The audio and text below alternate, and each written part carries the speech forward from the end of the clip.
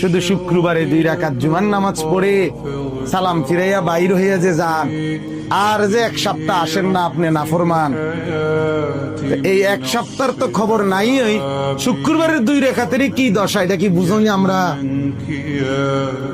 আপনি শুক্রবারের 2 রাকাত তো কিচ্ছু হয়েছে না করার দিন, কারণ এই 2 রাকাত গ্রহণ হইলেও তো আসরের নামাজ পড়তে মন চাইতো।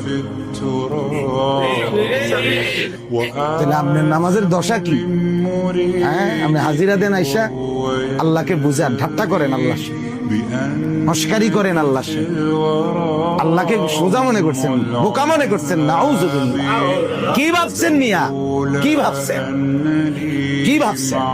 একটা বিল্ডিং এর ঘরে থাকেন, কয়টা টাকা রোজগার করেন, আর এই ফাঙ্গাস তেলাপিয়া ফার্মের মুরকার কক মুরকা দিয়া ভাত খান, ধন্যা পাতা, কাঁচা মরিচ, টমেটো, আলুর ভর্তা, এটা দিয়ে নিজেকে খুব বুদ্ধিমান মনে করছেন না?